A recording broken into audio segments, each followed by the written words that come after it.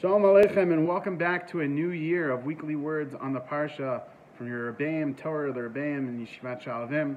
Looking forward to an amazing year of learning Torah together. In this week's Parsha, we're told, the Pasuk famously says, Tamim tiyeh im Hashem Elokecha. And all of the Mefarshim try to understand what exactly is this mitzvah.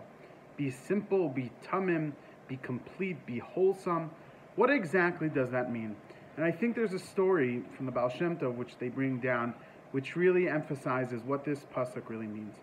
The story goes that every year the Baal Shem Tov would choose a Baal Tokeya, a person to blow the shofar in Shul, in the Baal Shem Tov Shul. And the Chassidim were so anxious always about who he was going to choose that year, and they were always doing hachanos. They're always trying to be on their toes to maybe they're going to be chosen that year. The Baal Shem Tov goes over to one of his Chassidim, comes Rosh Chodesh Elul, and he says, this year you're going to blow the shofar. And the Chassid looks back at him and he says, but Rebbe, I don't know how to blow the shofar. I've never blown the shofar before. And I don't know all the kavanos. The Baal Shem Tov says, don't worry, you have a month. You have time to prepare. Go ahead and prepare.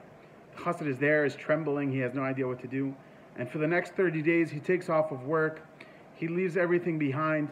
And he starts blowing shofar, he starts teaching himself.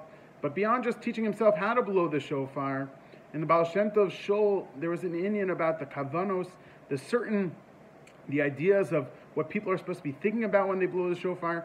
So for days upon days, he would contemplate at the different kavanos in the Arizal, and he said that, you know what, I'm going to write these down in a notebook so that I'll have notes so that when I get up to Tkiyah Shofar on Rosh Hashanah, I'll be able to look.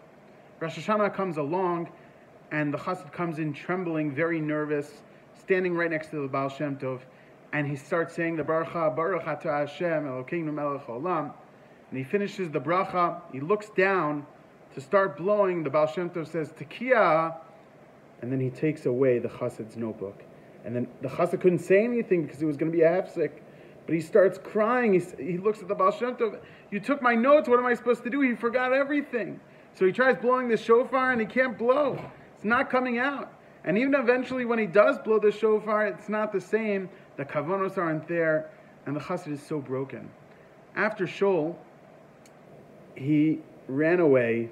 He put his head down. He was so embarrassed. And eventually he ran into the Baal Shem Tov with other chassidim. And the Baal Shem Tov says, that was the most beautiful shofar blowing that I've ever heard in my entire life. The chassidim looked at him so puzzled. And they said, what does that mean? That was the most beautiful shofar.